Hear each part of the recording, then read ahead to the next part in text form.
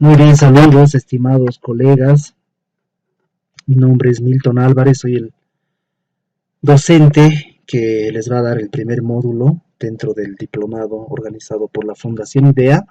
Y bueno, la Fundación nos ha pedido, de acuerdo a esta nueva modalidad de clases virtuales, que podamos hacer unos videos resumidos respecto a lo que vamos a avanzar durante este módulo, ¿no? Y bueno, compartir con ustedes que este módulo está dividido básicamente en tres partes, ¿no? Dos partes importantes o dos partes un poco más robustas y una parte un poco más pequeña, ¿no? La primera parte referida a lo que es el derecho constitucional tributario, ¿no? Donde vamos a ver algunas características que vamos a pasar a explicar muy brevemente. Una parte que es el derecho formal tributario, ¿no? Donde vamos a ver la diferencia entre o las características del derecho formal como también del derecho material, para ver la última parte, que es el procedimiento de determinación de la deuda tributaria, que es uno de los procedimientos más importantes que están regulados en nuestro Código Tributario y normativa reglamentaria, ¿no? En esas tres partes básicamente está dividido lo que es este primer módulo. Y bueno, ahora vamos a pasar a ver lo que es el derecho constitucional tributario, lo que vamos a avanzar esta primera semana, ¿no? O la primera semana. Muy bien, para dicho cometido vamos a ingresar a ver lo que son las fuentes del derecho tributario, ¿no? Y lo más importante acá, dentro de esta diapositiva, dentro de lo que yo quiero explicar o quiero transmitir respecto a las fuentes del derecho tributario, es por qué la Constitución Política del Estado es la fuente primaria, la fuente principal, ¿no?, del derecho tributario, ¿no? Y después obviamente están las...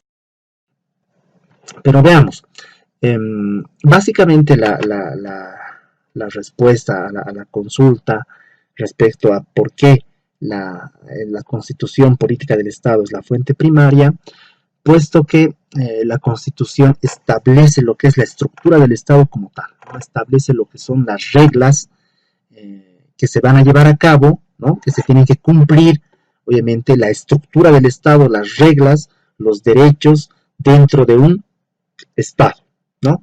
Ahora bien, la Constitución Política del Estado viene de un poder constituyente originario, ¿no? A partir de la liberación del yugo español, de las revoluciones que hubo, ¿no?, en 1825, 1806, ¿no?, se tuvo o se tomó la decisión de que Bolivia sea un Estado independiente, ¿no?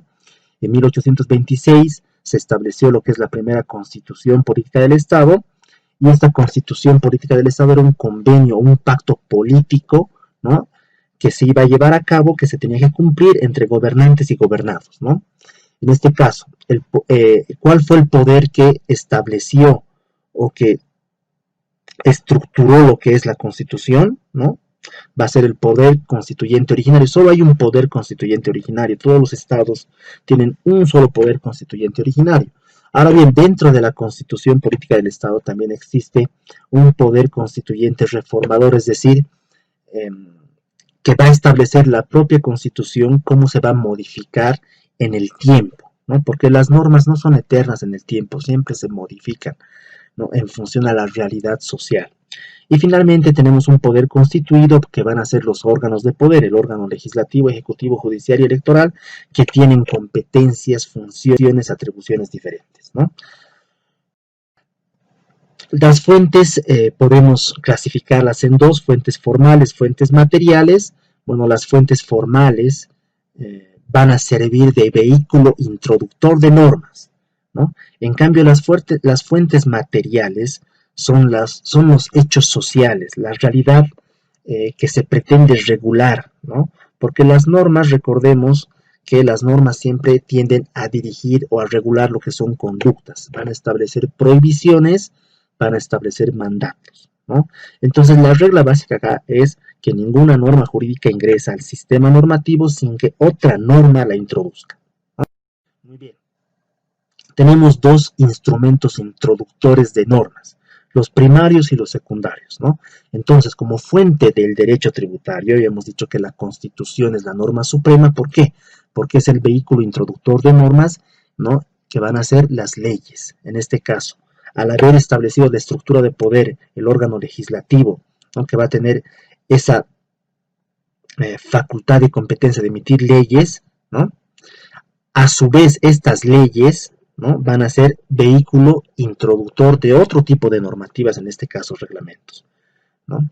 Y por otro lado tenemos los instrumentos introductores secundarios de normas, que van a ser ya la normativa reglamentaria, decretos supremos, resoluciones ministeriales y reglamentos, ¿no?, emitidos por las entidades, en este caso ya recaudatorias que nos interesan, ¿no?, el servicio de impuestos, aduana, administración tributaria departamental y municipal, ¿no? Acá muy importante tener presente la competencia que tiene cada órgano de poder, ¿no?, para emitir leyes, decretos supremos, resoluciones, reglamentos, y el procedimiento para la emisión de normas, ¿no? Es muy importante ver esta parte.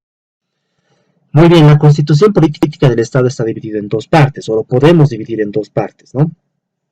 Una parte orgánica y una parte dogmática.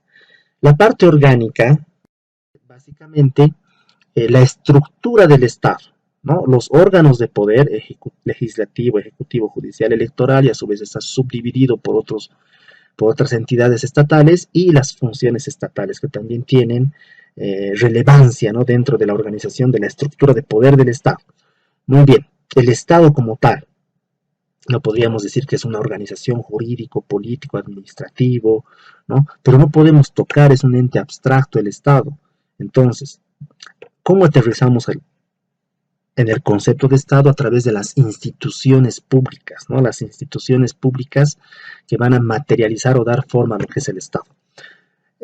Obviamente el Estado tiene ciertas funciones, cierto objetivo como tal, ¿no?, y en este caso va a ser satisfacer las necesidades de la población, ¿no? Muy bien, esta es la parte que habíamos señalado, la parte orgánica de la Constitución Política del Estado, ¿no?, todo lo que regula la estructura del Estado. Ahora, la parte dogmática, ¿no?, van a ser los principios, derechos, garantías, valores, ¿no?, que se rigen en el Estado, ¿no? Los valores, valores, perdón, el summa camaña, summa causa, el vivir bien, ¿no? Los valores del Estado, las garantías, los derechos que tienen todos los ciudadanos, ¿no? Por un lado, entonces, tenemos la parte orgánica, que va a ser la estructura del Estado, y por otro lado tenemos la parte dogmática, que van a ser los derechos, garantías, principios, valores, de los cuales van a gozar los ciudadanos, ¿no?, que van a ser sus derechos, ¿no? Y obviamente también van a establecer cierto límite a la función estatal, ¿no? Muy bien, acá ya ingresamos un poco ya a ver materia, lo que es la potestad tributaria, ¿no?, un concepto importante dentro de la materia, ¿no? El artículo 108 de la Constitución ya nos da ciertos parámetros para poder entender, ¿no?, lo que es la potestad tributaria, y nos dice, bueno, un principio limitador a la potestad tributaria va a ser que todos los bolivianos tenemos la obligación de tributar, pero en función a nuestra capacidad económica, ¿no? Ya podemos ver en clases, o vamos a ver en clases, una diferencia entre capacidad contributiva y capacidad económica, que según algunos autores no es lo mismo. El 298 de la Constitución también establece cuáles son las competencias privativas del nivel central del Estado. Recordemos que el Estado, a partir de la Constitución de 2009, ha adoptado la forma autonómica de Estado, ¿no? Es decir, tenemos niveles de gobierno, el nivel central, departamental y municipal, y obviamente esto es importante para entender el tema tributario, ¿no? Hay competencias del nivel central del Estado respecto a tributos, hay competencias respecto al nivel departamental del Estado, nivel autonomía departamental respecto a los tributos, y la autonomía municipal o el nivel municipal de gobierno respecto a los tributos. Muy bien, el concepto de potestad tributaria la podemos dividir en dos partes, ¿no?, que dice que es aquella facultad que tiene el Estado para crear, modificar y o suprimir tributos a través de leyes, ¿no? Es una primera parte. El Estado tiene la facultad para poder crear, modificar y suprimir tributos, pero a través de un procedimiento legislativo, es decir, a cargo del órgano legislativo, ¿no? Y por otro lado, tenemos, el Estado tiene, una vez que crea la ley, ¿no?, que crea el tributo, tiene la facultad de exigir coercitivamente el cumplimiento del pago de los tributos, ¿no? Y ahora acá vamos a ver el procedimiento de determinación y el procedimiento de ejecución tributaria, cómo la administración tributaria cobra de manera coercitiva al contribuyente, ¿no?, cuando ya se ha generado, ya se ha perfeccionado el hecho generador de la obligación tributaria, o en otras palabras, ya nació la obligación tributaria, ¿no? Los principios limitadores de la potestad tributaria, ¿no? Principios constitucionales limitadores a la potestad tributaria van a ser dos: principio formal y principio material. El principio formal, que es de legalidad o reserva de ley, y el principio material, más ya de contenido, ¿no? Que va a ser la capacidad contributiva. Ahora bien, el principio de legalidad o reserva de ley tiene un aforismo jurídico que lo conocemos como no hay tributo sin ley previa, ¿no? Y este aforismo jurídico también tiene un contenido que va a ser el principio de sometimiento pleno a la ley, ¿no? Que es que la administración pública, la administración tributaria, tiene la obligación de cumplir la normativa respectiva. ¿Por qué? Porque se presume que la actuación de la administración pública se presume legítima. ¿Por qué? Porque está en sometimiento al cumplimiento de la ley, ¿no? Y el principio de control judicial, que tiene que ver con la división de poderes, ¿no? En el entendido de que toda la actividad administrativa, que generalmente hablamos del órgano ejecutivo, ¿no? El Servicio de Impuestos, Aduana Nacional de Bolivia, va a estar sujeto a un control judicial por parte del órgano judicial, ¿no? El órgano judicial en última instancia va a ser el que va a controlar si la administración tributaria, la administración pública está cumpliendo la norma, si está cumpliendo con los derechos, si no está vulnerando derechos, garantías y demás, ¿no? Muy bien, acá vamos a ver algunos aforismos que lo vamos a explicar mejor en clase respecto al principio de sometimiento a la ley, ¿no? Y algunos antecedentes que le van a dar forma, un poquito más de contenido a lo que es el principio de legalidad o reserva de ley, que básicamente tiene un antecedente histórico, ¿no? Que es, ¿no? Antes el rey podía establecer a su gusto, a su gana y gusto, el establecimiento de cualquier tributo porque su intención era expandirse, ¿no? Entonces, para expandirse obviamente necesitaba obtener recursos, ¿no? Y los simplemente imponía, ¿no? Como dice su denominación actual, impuesto, ¿no? Imponía para poder armar, qué sé yo, eh, a sus fuerzas armadas, ¿no? A su ejército, y poder conquistaba, y también nuevamente establecía nuevos impuestos, ¿no? Esto ha cambiado a lo largo de la historia a través de diferentes antecedentes históricos, en el cual ya se le pone un freno a lo que es el rey, ¿no? El soberano, que en ese entonces, bueno, era el soberano, eh, y se le establece, ¿no? Sin la participación, sin la representación del pueblo, no puedes establecer impuestos, ¿no? Y básicamente esta consigna, esta lucha, esta eh, conquista histórica, bueno, ha concluido en lo que es el aforismo, ¿no? No hay tributos sin representación, ¿no? O no hay tributos sin ley previa que lo establezca. Muy bien, bueno, ingresando a ver lo que es el principio de capacidad contributiva, podemos ingresar algunos o podemos evidenciar algunos indicadores de capacidad contributiva, ¿no? La capacidad contributiva significa que una persona demuestra, ¿no? A través de diferentes tipos de indicadores, que tiene la posibilidad de aportar al Estado, ¿no?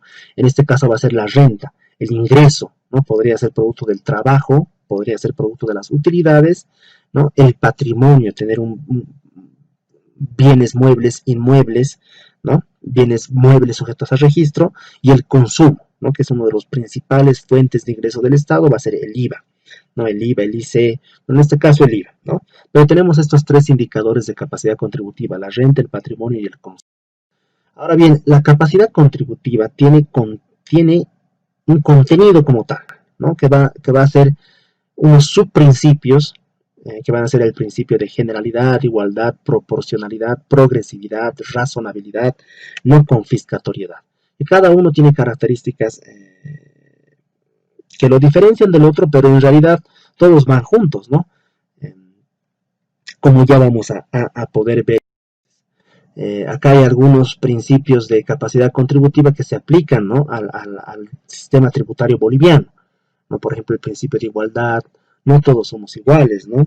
La evolución del principio de igualdad ha concluido, ¿no? En que se debe tratar igual a los iguales y desigual a los desiguales. Por eso tenemos actualmente regímenes tributarios diferentes, porque no todos los contribuyentes tienen la misma capacidad contributiva, ¿no? El principio de proporcionalidad, progresividad. En nuestro sistema tributario existe lo que es el surtax, ¿no? respecto a dos actividades económicas específicas, financieras y minería, que lo vamos a ver muy a grosso modo también en clases. La generalidad, que todos están en la obligación de pagar impuestos y están en una misma situación económica, ¿no? La no confiscatoriedad, que tiene que ver con el derecho a la propiedad. Bien, acá vamos a ver algunos ejemplos, ¿no? También respecto a cómo se aplica o cómo aplica el Tribunal Supremo de Justicia a partir del principio de control judicial de la actividad administrativa, ¿no?